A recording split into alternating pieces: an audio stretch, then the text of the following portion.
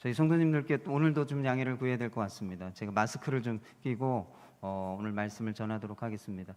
이렇게 온풍기를 돌리면서 먼지가 좀 일어나고 그러니까요. 아마 이 먼지가 이 기관지로 들어가서 기관지를 자극해서 자꾸 기침이 나오는 것 같습니다. 그래서 오늘 좀 우리 성도님들께 좀 불편하시겠지만 제가 마스크를 좀 쓰고 설교를 하도록 하겠습니다. 양해를 부탁을 드립니다.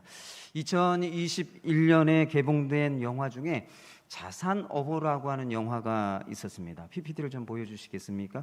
혹시 우리 성도님들 가운데도 이 영화를 보신 분이 있으실 거라고 생각이 되는데요. 이 영화는 다산 정약용의 형 정약전의 이야기를 담은 영화입니다. 이 정약전은 조선 최고의 유학자이고 또 실학자였던 사람이죠. 순조 1년에 천주교 탄압 사건이 신유박해 때에 정약전이 흑산도로 유배를 가게 되었습니다. 호기심 많은 이 정약전은 그곳에서 바다 생물의 매료가 되어서 바다 물고기의 종류와 특징을 분류한 어류도감이라고 하는 것을 만들고자 했습니다.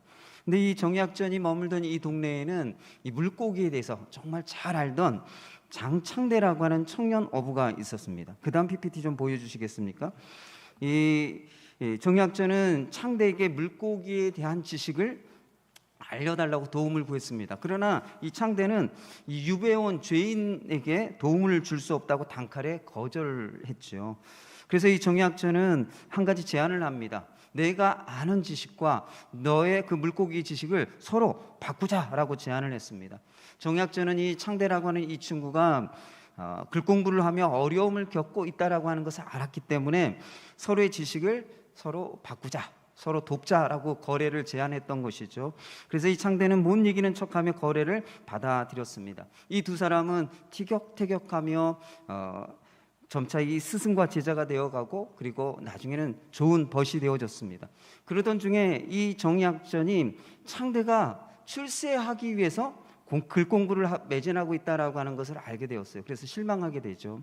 그리고 이 창대 역시 정약전과는 길이 다르다라고 하는 것을 깨닫고서는 이 정약전의 곁을 떠나게 됩니다. 그리고 과거 시험을 보고 합격해서 나주 목사 밑에서 일을 하게 되었습니다. 이 정약전의 이 창대가 떠난 이후에도 흑산도 주변의 물고기와 해양 생물의 그 종류를 분별해서 정리한 자산일보를 기록했습니다. 이 영화를 보면요, 이 정약전이 어류도감과 자산어보를 만들 때 창대가 가지고 있던 이 물고기에 대한 지식의 도움을 참 많이 받습니다. 예를 든다고 한다면 이 당시 주민들이 먹지 못하는 고기로 알고 있었던 이 아귀나 짱둥어 같은 것을 먹을 수 있다라고 하는 것을 이 창대라고 하는 이 어부 청년을 통해서 알게 되죠. 그리고 그것을 흑산도 주민들에게 알려주어서 실제적인 도움을 주기도 했습니다.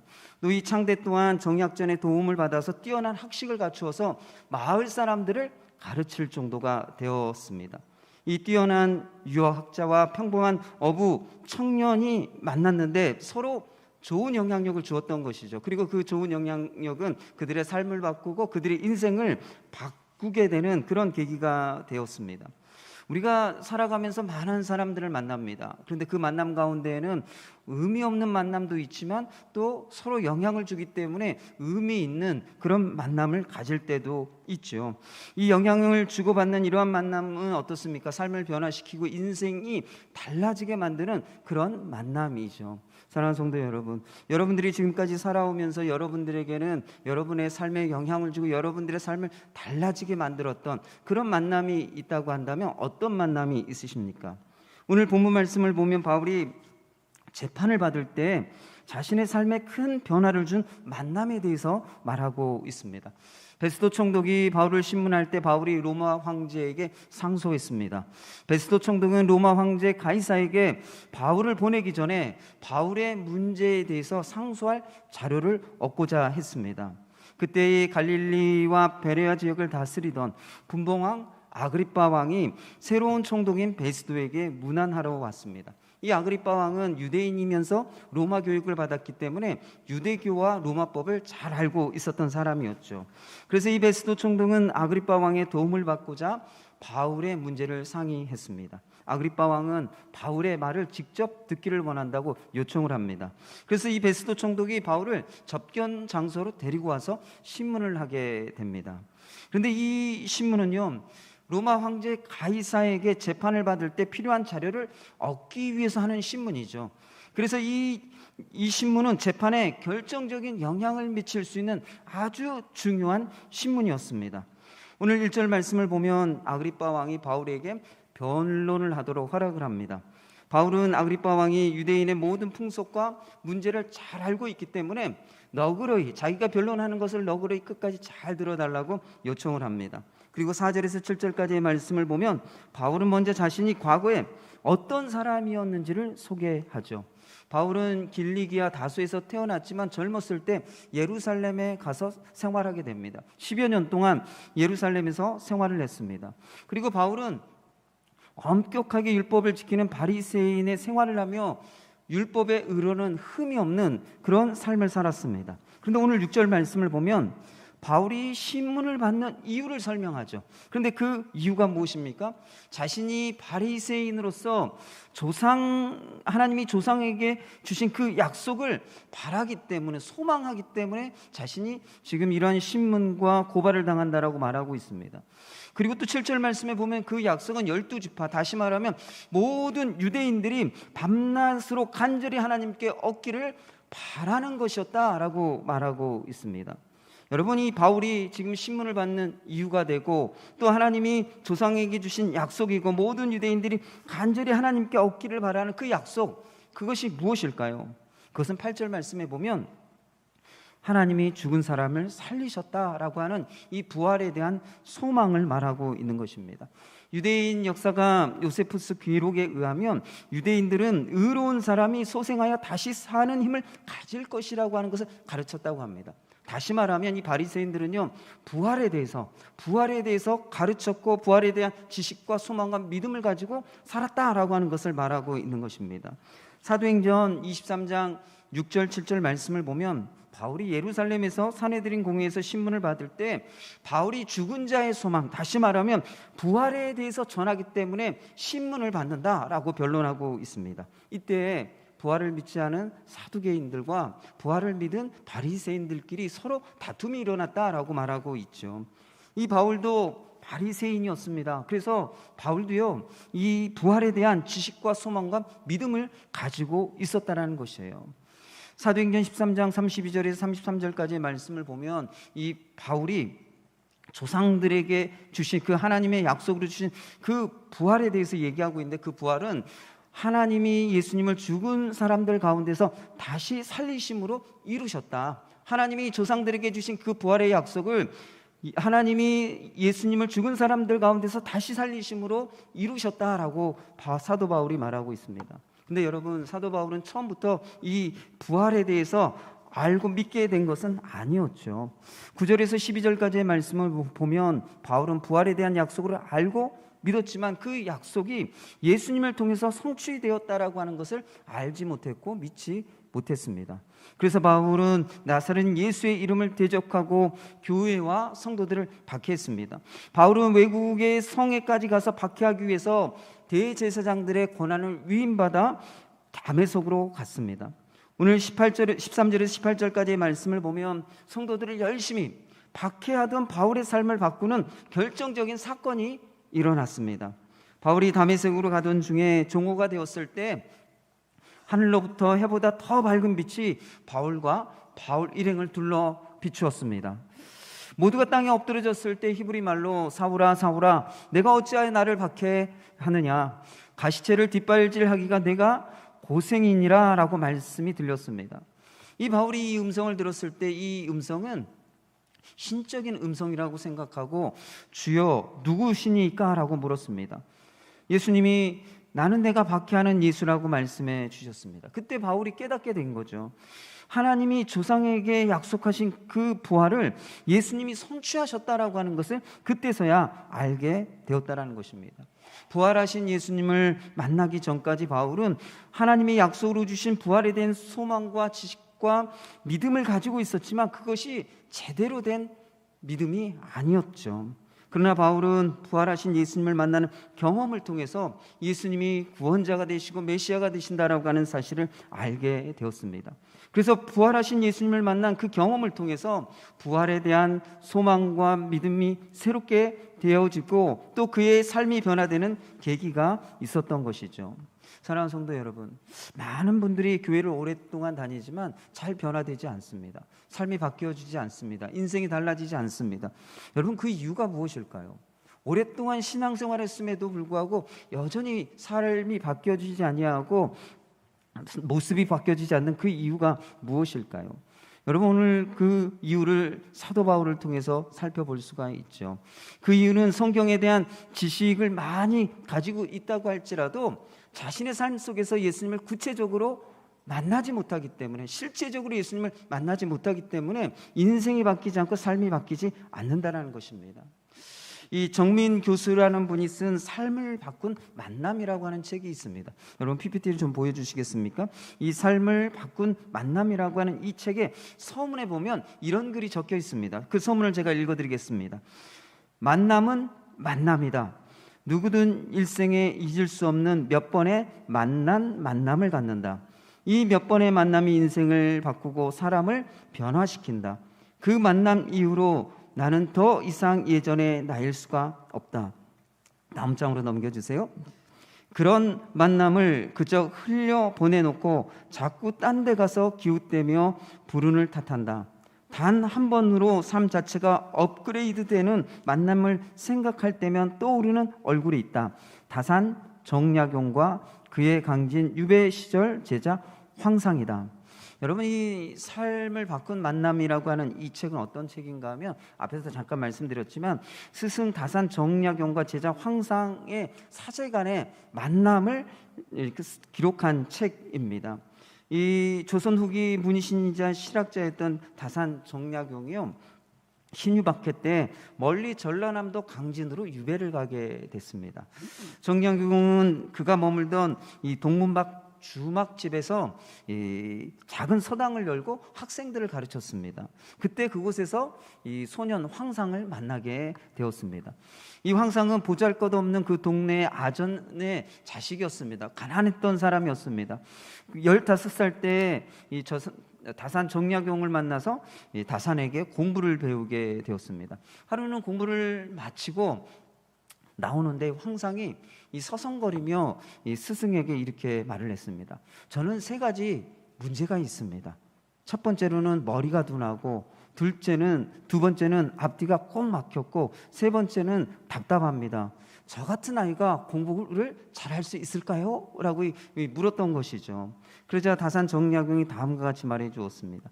배우는 사람에게는 보통 3가지 큰 문제가 있는데 너는 그것이 하나도 없구나 라고 얘기하면서 그 배우는 사람들이 가지고 있는 3가지 큰 문제를 얘기했습니다. 첫 번째는 민첩하게 금세 외우는 것이다. 그게 문제라는 것이에요. 그 재주만 믿고 공부를 소홀히 하기 때문에 문제라는 것입니다. 두 번째로는 예리하게 글을 잘 쓰는 것, 그것이 문제라는 것입니다. 그렇게 예리하게 글을 잘 쓰면 자꾸 튀려고만 하고 진중하고 듬직한 맛이 없어진다는 것입니다. 세 번째로는 이해가 빠르면 한 번 깨친 것을 대충 넘기니 오래 가지 못한다 라고 이렇게 얘기해 주었습니다. 그리고 제자 황상을 다음과 같이 격려해 주었습니다. PPT 보여주시겠습니까? 이 다산 정약용이 제자 황상을 격려하면서 하는 말입니다. 둔하지만 계속해서 열심히 하면 좁은 구멍이 넓어지고, 막혔다가 뚫으면 그 흐름이 성대해지며, 답답한데도 꾸준히 연마하는 사람은 그 빛이 반짝이게 된다. 구멍을 뚫으려면 부지런해야 된다. 막힌 것을 틔우려면 부지런해야 된다. 연마하려면 부지런해야 한다. 이 다산 정약용은 항상 자기의 그 제자 황상에게 부지런해야 된다. 3번 이 부지런해야 된다라고 하는 충고와 격려를 해 주었습니다. 그래서 이 황상은요, 이 3번씩이나 부지런하라고 당부한 이 다산의 말을 삼근계라고 부르고 평생 마음에 새기며 이 부지런하라 이 3마디의 그 당부를 평생 실천하면서 살았다고 합니다. 그래서 그는 평생을 다산의 충성스러운 제자로 또 시대의 한 획을 그은 인물로 살았다고 합니다. 이 황상이라고 하는 사람은 가정 형편이 좋지 않았습니다. 변변치 못한 가정 환경 속에서 살았지만 이 스승 다산 정약용과의 만남을 통해서 그가 변화되어지고 그 인생이 달라졌던 것이죠. 그래서 이 황상은 다산 정약용과의 만남을 통해서 그 인생 자체가 어떻게 됐어요? 업그레이드가 됐다라는 겁니다. 업그레이드가 돼서 예전의 나와는 전혀 다른 나가 되었다라는 것이에요. 이 정민 교수가 표현한 것처럼 황상은 인생을 바꾸는 만남을 경험하게 된 것이죠. 사랑하는 성도 여러분, 바울이 자신의 인생을 바꾸고 자신의 인생을 업그레이드하게 된 만남이 있습니다. 그 만남이 누구와의 만남이에요? 부활하신 예수님과의 만남이죠. 부활하신 예수님을 만나고서 그 예수님이 구원자이고 메시아이신 것을 알게 되어졌습니다. 그러한 예수님과의 만남을 통해서 이 바울의 삶이 바뀌어지죠. 이 부활에 대한 지식과 소망과 믿음이 새롭게 되어지고 그의 인생이, 그의 삶이 바뀌고 인생이 업그레이드가 되어졌습니다. 그래서 교회와 성도들을 박해하던 이 바울이 복음을 전하며 성도와 교회를 세우는 사람으로 바뀌어지게 되었다라는 것입니다. 사랑하는 성도 여러분, 이 구원자 메시아가 되시는 예수님을 만나는 것은요, 정민 교수가 표현한 것처럼 우리의 삶을 바꾸고 인생을 업그레이드 시키는 만남이라는 것입니다. 그래서 부활하신 예수님, 우리의 구원자가 되신 예수님을 제대로 만나기만 한다고 한다면 우리의 모습은 예전과는 다른 나의 모습이 되어질 수 있다는 것입니다. 사랑하는 성도 여러분, 우리가 많은 세상 지식을 가질 뿐만 아니라 성경에 대한 많은 지식을 가지고 있다고 해서 우리의 삶이 변화되어지고 우리의 인생이 업그레이드 되는 것이 아니라는 것입니다. 오직 구원자가 되시는 예수님을 만나게 될 때에 내가 알고 있던 지식과 소망과 믿음이 새로워지고 삶이 변화되어지고 예전과는 다른 나로 인생이 바뀌어지게 되는 것입니다. 사랑하는 성도 여러분, 우리가 구원자가 되시는 예수님을 만나지 못할 때 그 사람이 가지고 있는 지식과 소망과 믿음은 다른 사람들을 판단하고 정죄하는 지식이 되기가 쉽습니다. 또한 헛된 공상이 되기 쉽습니다. 또 잘못된 확신으로 고집과 아집이 되기가 쉽죠. 그러나 예수님을 만날 때 우리가 가진 지식과 소망과 믿음이 새롭게 되어져서 복음을 전하고 또 사람들을 유익하게 하고 사람을 살리는데 사용될 수 있다는 것입니다. 사랑하는 성도 여러분, 여러분들이 예수님을 여러분의 삶 가운데서 실제적으로 만나시기를 바랍니다. 바울이 부활의 예수님을 만났던 것처럼 여러분들의 삶의 현장에서, 가정에서, 일터에서 여러분들이 예수님을 실제적으로 만나는 그 만남을 가지시길 바랍니다. 그래서 그 만남을 통해 여러분들의 삶이 바뀌어지고 여러분들의 인생이 업그레이드가 되는 만남을 경험할 수 있는 우리 믿음의 성도님들 되시기를 축원합니다. 바울이 다메섹으로 가던 중에 부활하신 예수님을 만났을 때 그의 삶이 바뀌고 또 인생이 업그레이드가 된 또 다른 이유가 있습니다. 16절에서 18절까지의 말씀을 보면 그 이유는 부활하신 예수님이 바울을 부르시고 바울에게 주신 사명 때문이었습니다. 16절 말씀을 보면 부활하신 예수님이 땅에 엎드려져 있던 바울에게 일어나 너의 발로 서라 라고 말씀하셨습니다. 이 표현은 에스겔 2장 1절에서 3절에 있는 말씀을 보면 하나님의 에스겔을 선지자로 부르실 때 내 발로 일어서라 라고 말씀하고 있습니다. 그래서 부활하신 예수님이 바울에게 일어나 너의 발로 서라 라고 말씀하시는 것은 바울을 부르셨다라고 하는 소명에 대해서 표현하고 있는 것이죠. 그리고 부활하신 예수님이 바울에게 사명을 주셨습니다. 그 사명은 다메섹으로 가던 중에 부활하신 예수님을 직접 만난 일과 앞으로 나타나게 될 일에 대해서 전하고 증거하는 종과 증인이 되는 것입니다. 그래서 이 부활하신 예수님이 바울을 종과 증인으로 보내어 사람들의 눈을 뜨게 해서 어둠에서 빛으로 인도하고 사탄의 권세에서 하나님께로 돌아오게 하는 그 일을 바울을 통해서 하시겠다라고 말씀하고 계신 것이죠. 그래서 예수님을 믿고 죄에서 용서받은 거룩한 성도들이 하나님의 나라 천국을 기업으로 얻게 하시겠다라고 말씀하고 있습니다. 사랑하는 성도 여러분, 16절에서 18절까지의 말씀을 보면 바울이 유대인들에게 고발을 당하고 신문을 받는 그 이유는 부활하신 예수님이 바울을 부르셔서 부활하신 예수님을 전하고 증거하는 종과 증인의 사명을 주셨기 때문이었습니다. 여러분, 이 종이라고 하는 이 헬라어를 보면요, 이 헬라어의 의미는 배 밑창에서 노를 젓는 종을 가리키는 표현입니다. 여러분, 로마 군대 군함 밑바닥에서 이 노를 젓는 노예들을 아마 영화 같은 데서 보셨을 것입니다. 이 노를 젓는 노예들의 임무는요, 오로지 명령에 순종하고 복종해서 노를 젓는 것, 그거 외에는 다른 것이 없습니다. 그래서 부활하신 예수님이 바울을 그러한 종으로 부르셨다라고 말씀하고 있어요. 바울이 부활하신 예수님을 전하는 그 사명에 순종하기를, 온전히 순종하기를 바라는 마음을 담고 있는 것이죠. 또 이 증인이라고 하는 이 헬라어는 자신이 직접 보고 들은 바를 다른 사람에게 확실하게 증언하는 자를 가리킵니다. 여러분, 이 증인이라고 하는 말이 어디에서 쓰이고 있는지 혹시 기억나는 성경 구절이 있으십니까? 사도행전 1장 8절 말씀에 그 증인이라고 하는 단어가 나오죠. 부활하신 예수님이 제자들을 만나시고 그리고 승천하시기 전에 제자들에게 이렇게 말씀하셨습니다. 성령이 임하면 권능을 받고 예루살렘과 온 유대와 사마리아 땅끝까지 이르러 내 증인이 될 것이다 라고 말씀하셨죠. 예수님께서 부활하신 이후에 승천하시기 전까지 40일 동안 제자들을 만나주신 이유가 여기 있습니다. 부활하신 예수님을 만난 적이 없는 사람들에게 부활하신 예수님을 증언하는 증인이 되도록 하기 위해서 예수님께서 제자들을 만나 주셨다는 것입니다. 이 부활하신 예수님이 바울을 만나 주신 이유도 동일한 이유이죠. 부활하신 예수님을 전하고 증거하는 이 종과 증인의 사명은 바울에게만 주신 사명이 아니라 부활하신 예수님을 만난 모든 성도들에게 주신 사명이기도 합니다. 부활하신 예수님을 만난 우리가 가지 않으면, 우리가 가서 전하지 않으면 우리의 가족들과 친구들과 이웃과 주변 사람들은 영적인 눈을 뜨지 못하고 영적인 어둠 가운데 살아가게 될 것입니다. 또한 사단의 권세 아래 살아가게 될 것입니다. 부활하신 예수님을 알지 못하고 믿지 못하며 살아가게 될 것입니다. 그래서 오늘 우리에게, 모든 성도들에게 주신 사명은, 부활하신 예수님을 만난 우리 성도들에게 주신 사명은 그 부활하신 예수님을 증거하고 전하는 종과 증인이다라고 말씀하고 있습니다. 디모데후서 4장 2절 말씀 우리가 좀 함께 읽어볼까요? 디모데후서 4장 2절 말씀입니다. 함께 읽겠습니다. 시작.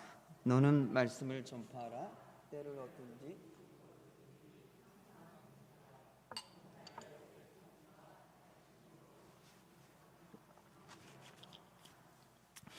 디모데후서 4장 2절 말씀을 보면 사도 바울은 때를 얻든지 못 얻든지 말씀을 전파하는 것에 항상 힘쓰라고 말하고 있습니다.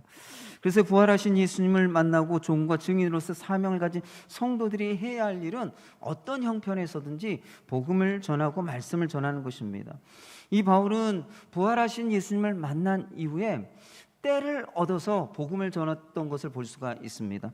이 사도 바울이 때를 얻어 1차, 2차, 3차 전도 여행을 가죠. 그래서 소아시아와 유럽에 부활하신 예수님을 증거했습니다.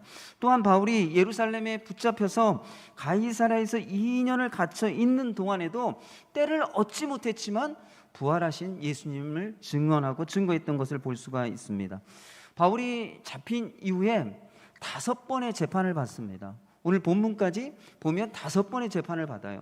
첫 번째 재판은 사도행전 21장 22장입니다. 바울이 예루살렘에서 로마 군대 천부장에게 붙잡혔을 때 천부장에게 요청합니다. 유대인들 앞에서 연설을 하게 해달라고 요청을 해요. 그래서 유대인들 앞에서 자기를 변호하면서 이때 복음을 한번 전하죠. 또 두 번째는 사도행전 23장을 보면 바울이 예루살렘에서 유대인들의 최고 의결기관인 산헤드린에서 신문을 받습니다. 그 신문을 받을 때 바울이요, 자기를 변호하며 또 복음을 전합니다. 또 세 번째로는 사도행전 24장을 보면 바울을 죽이려고 하는 음모 때문에 예루살렘에서 가이사랴로 호송합니다. 그리고 로마 총독 벨릭스 앞에서 재판을 받습니다. 이때도 자신을 변호할 때 또 복음을 전합니다. 또 네 번째는 사도행전 25장을 보면 바울이 새로운 총독 베스도 총독 앞에서 재판을 받습니다. 이때 자신이 무죄라고 하는 것을 주장하면서 자신이 전하는 복음에는 문제가 없다라고 하는 것을 주장합니다. 또 다섯 번째는 오늘 본문 말씀인 사도행전 26장을 보면 어떻습니까? 베스도 총독과 아그리빠 왕과 버니게와 많은 고관들 앞에서 또 자신을 변호하는 그 자리에서 복음을 전하고 있는 것을 볼 수가 있습니다. 여러분, 이 26장의 이 재판은 어떤 재판이라고 제가 앞에서 말씀드렸습니까? 로마 황제 가이사에게 재판을 받을 때 필요한 자료를 얻기 위해서 하는 재판이고 신문이라고 말씀드렸죠. 여기에서 신문을 잘하고 또 이 재판에 대한 자료들을 잘 얻으면 이 재판에 영향을 줄 수 있는 아주 중요한 신문 자리이고 재판 자리였습니다. 그런데도 불구하고 바울은 여기서요, 자신을 변호하면서 복음을 전하고 있습니다. 자신이 무죄라고 하는 것을 강조하고 자신이 풀려나는데 변론에 초점이 있지 아니하고 그의 변론의 초점은 복음에 있었다라는 것입니다. 바울은 때를 얻든지 못 얻든지 말씀을 전파했습니다. 바울은 우리에게도 때를 얻든지 못 얻든지 복음을 전하고 말씀을 전파해야 된다라고 말하고 있는 것이죠. 이 성경에는 없는 이 아브라함과 관련된 전설이 있습니다. 그 전설을 여러분들에게 좀 들려드리려고 합니다. 이 아브라함은 손님을 잘 대접했던 그런 사람입니다. 창세기 18장을 보면 아브라함이 날이 뜨거울 때 지나가는 나그네 셋을 자신의 집으로 초대해서 영접해서 잘 대접한 이야기가 나오죠. 그래서 이 아브라함은 이 나그네와 같은 사람들을 잘 대접하는 사람이었습니다. 그런데 어느 날 이 사라가 없을 때 아브라함이 혼자 있을 때 100세가 된 한 노인이 찾아왔습니다. 아브라함이 그 사람을 보니까 정말 먼 곳에서 온 것을 알게 됐어요. 이 아브라함이 혼자 있고 심심해서 자기 나름대로 손님을 잘 대접하기로 결정을 했습니다. 그리고 그 노인을 앉혀두고서는 정성스럽게 음식을 만들어서 준비해서 대접을 했어요.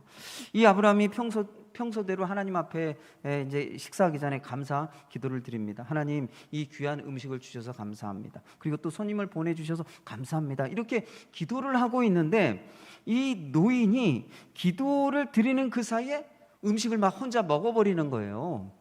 그래서 아브라함이 너무너무 화가 났습니다. 그래서 이렇게 말을 했습니다.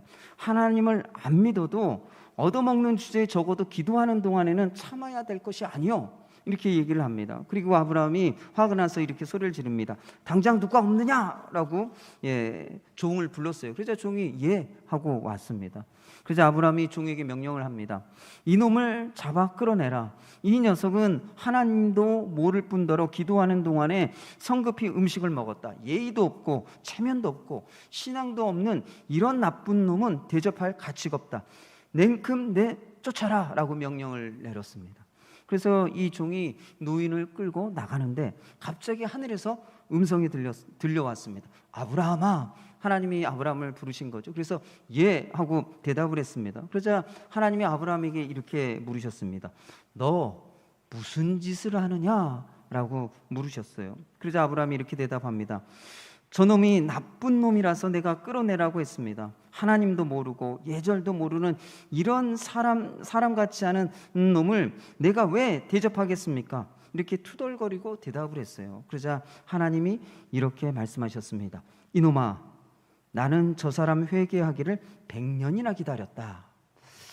그래서 아브라함이 아차 하는 생각이 들어서 황급히 죄송합니다 하고 회개했다라고 하는 전설 이야기입니다. 여러분, 하나님이 모든 사람들이 구원받기를 원하시죠. 그런데 사람들이 언제 어떻게 어떤 상황에서 예수님을 만나고 구원받을지 알 수가 없어요. 그렇기 때문에 사도 바울이 뭐라고 얘기해요?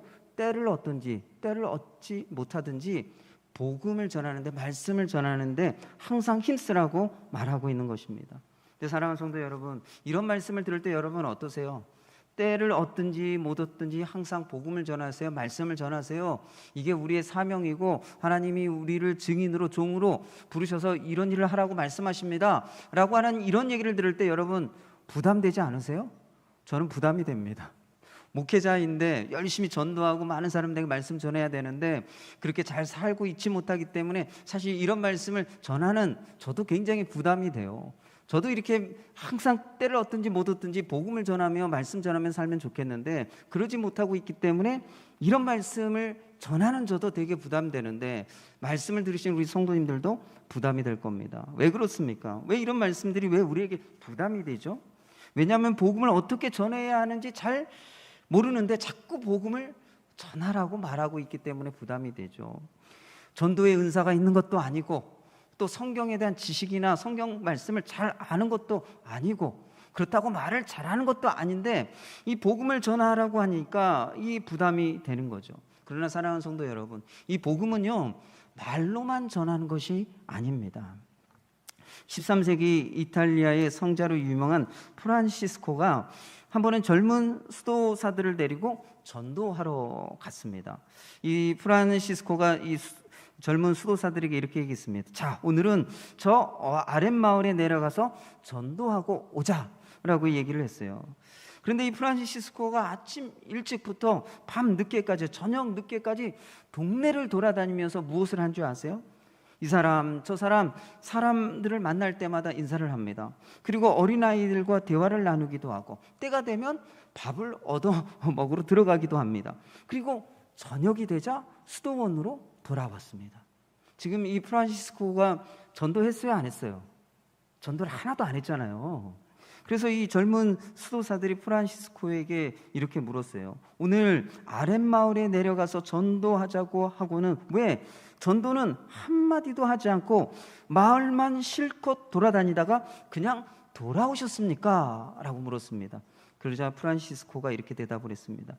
오늘 우리가 하루 종일 돌아다닌 것이 바로 전도이니라 라고 이렇게 얘기를 했어요. 여러분, 전도가 지금 뭐죠? 꼭 입을 열어서 복음을 전해야만 전도가 아니라는 겁니다. 사람들에게 반갑게 인사하고 따뜻한 대화를 나누는 이런 행위들도 전도하는 것이라는 거예요.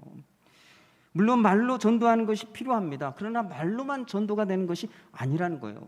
여러분, 사람들을 만났을 때 우리가 예수님을 믿기 때문에 우리가 얼마나 기쁘고 행복한 삶을 살아가고 있는지를 말로 하지 않고 그냥 보여주는 거, 이것도 전도의 기회가 되는 것이죠. 사람들을 만났을 때 긍휼의 마음으로 남을 도와주는 거, 그것도 전도의 기회가 되는 것이죠. 또 그뿐만이 아니라 사람들을 만났을 때 따뜻하고 친절한 말로 사람들을 위로하는 거, 이것도 전도의 기회가 된다는 것입니다.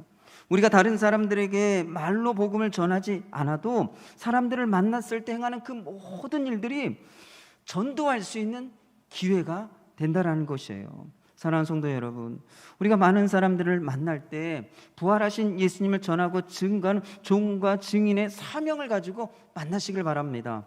그래서 복음을 말로 전하지 못한다고 할지라도 만남 가운데서 행하는 그 모든 것, 그것을 통해서 복음을 전할 기회를 만드는 것, 그것이 우리가 삶 속에서 때를 얻든지 못 얻든지 복음을 전하는 삶의 모습이라는 것이에요. 사랑하는 성도 여러분, 여러분들은 사람들을 만날 때 어떤 기대를 가지고 만나세요? 사람들을 만날 때 여러분들은 어떤 기대를 가지고 만나고 계십니까? 여러분들이 만날 때마다 웃는 얼굴, 그리고 따뜻한 말, 친절한 행동, 이런 것이 복음을 전하고 전도할 수 있는 기회를 만든다라고 하는 것을 기억하시기를 바랍니다. 그래서 내가 만난 예수님, 내가 만난 예수님을 전해줄 수 있어서 그들이 나를 통해서 예수님을 만나는 만남을 경험할 수 있도록, 그렇게 여러분들이 삶 가운데 때를 얻든지 때를 얻지 못하든지 복음을 전하는 종과 증인의 삶을 살아갈 수 있는 우리 믿음의 성도님들 되시기를 축원합니다. 말씀을 정리하도록 하겠습니다. 오늘 두 가지 말씀을 나눴습니다. 우리가 부활하신 예수님, 구원자가 되시는 그 예수님을 만날 때 삶이 변화되고 인생이 업그레이드가 됩니다. 예수님을 만날 때 우리가 가졌던 그 지식과 소망과 믿음이 새롭게 되어지고 그 지식과 믿음과 소망이 하나님의 일을 위해 복음을 전하는 일에 귀하게 쓰임받도록 업그레이드가 된다는 것입니다. 사랑하는 성도 여러분, 여러분의 삶이 변화되고 인생이 업그레이드 될 수 있도록 예수님과의 그 만남을 구하고 찾고 경험할 수 있도록 기도하시기 바랍니다. 또 두 번째로는 복음을 전하고 증거하는 종과 증인으로서 여러분들이 모든 사람들을 만나시기를 바랍니다. 그러한 만남이 삶의 변화와 인생의 업그레이드를 돕는 이 만남이 되는 것이죠. 여러분의 가족, 친척, 친구, 주변 사람들 중에 복음을 듣고 구원받아야 할 사람들이 누구입니까? 그들에게 말로 복음을 전하지 못한다고 할지라도 만남 가운데 행하는 그 모든 것을 통해서 복음을 전할 수 있는 기회가 만들어지도록 여러분들이 기도하시기를 바랍니다. 오늘 들은 말씀을 가지고 함께 기도하도록 하겠습니다. 여러분들이 인생 가운데 여러분의 삶의 현장과 자리에서 실제적으로 예수님을 만나는 그런 은혜를 주시도록 기도하시기 바랍니다. 그냥 지식으로만 알고 있는 예수님이 아니라 삶 가운데 구체적으로 실제적으로 예수님을 만남을 통해서 내 인생이 변화되어지고 내 삶이 달라지도록 기도하시기 바랍니다. 또 두 번째로는 여러분들 주변에 복음이 필요한 사람들이 누구입니까?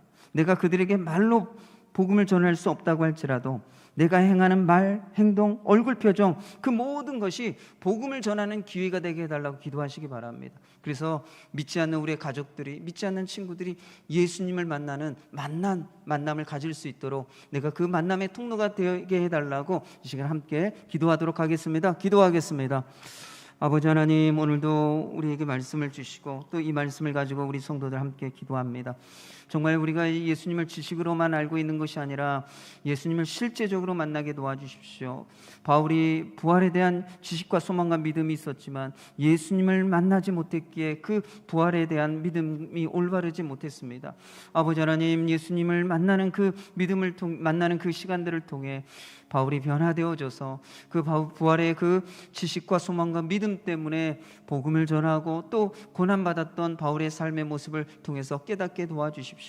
예수님을 우리의 삶 가운데 실제적으로 구체적으로 만나지 아니하며 우리의 삶이 변화되어지지 아니하고 우리가 가진 것이 하나님께 쓰임받을 수 없다라고 하는 것을 깨닫고 보게 하여 주옵소서. 아버지 하나님, 오늘도 우리 성도들 많은 사람들을 한 주간 동안 만나며 살아갈 터인데 만날 때마다 복음을 증거하는 증인과 종으로서 살아갈 수 있도록 주여 도우시고 함께 해주시길 원합니다. 우리의 웃는 얼굴, 따뜻한 말, 친절한 행동 그 모든 것을 통해서 복음이 전해질 수 있는 기회가 되게 도와주시고 또 우리의 그러한 만남을 통해 예수님을 만나게 되어지는 그런 은혜가 있을 수 있도록 주께서 역사해 주시고 일하여 주옵소서. 우리 가족들에게 복음이 전해지게 도와주시고 우리 이웃에게, 주위 사람들에게 나를 통해서 복음이 전해지게 하여 주옵소서. 우리가 때로는 성경 지식이 부족하고 말씀을 알지 못하여 또 말이 어눌하여 복음을 말로 증거하지 못한다고 할지라도 우리의 얼굴 표정으로 복음을 증거하게 도와주옵소서. 우리의 말로 복음을 증거하게 하여 주옵소서. 우리의 행위로 복음을 증거하는 그런 역사와 은혜가 있게 하여 주시길 간절히 소망합니다. 그래서 정말 많은 사람들이 주께 돌아오는 은혜와 역사가 있게 하여 주옵소서.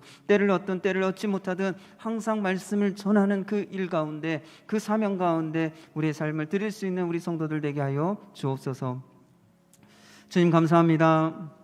예수님을 만날 때 삶이 바뀌어지고 인생이 바뀌어지고 예수님을 만날 때 예전에 나와는 다른 나가 되어진다라고 하는 것을 오늘 말씀을 통해 깨닫게 하여 주옵소서. 그래서 한 주간 살아간 우리 성도들 삶의 현장과 자리에서 구체적으로 실제적으로 예수님을 만나게 하여 주시길 간절히 소망합니다. 또한 우리 성도들이 수많은 사람들을 만날 때 늘 만나는 사람들에게 복음을 증거하고 또 복음의 증인이 되어지는 삶을 살아가는 우리 성도들 되게 하여 주옵소서. 주님, 우리 성도들의 얼굴 표정을 통하여 복음이 전해지게 도와주옵소서. 따뜻한 말을 통하여 하나님 복음이 전해지게 하여 주옵소서. 친절한 행동과 배려하는 그 행동을 통해 복음이 전해지게 하여 주옵소서. 그래서 우리의 삶을 통해 예수님이 증거되어지고 드러나고 복음이 전해지는 역사가 우리의 가족과 또 우리 주변 이웃 사람들에게 그런 역사가 나타나도록 주님 일하여 주옵소서. 감사드리고 이 모든 말씀 예수님의 이름으로 기도드립니다. 아멘.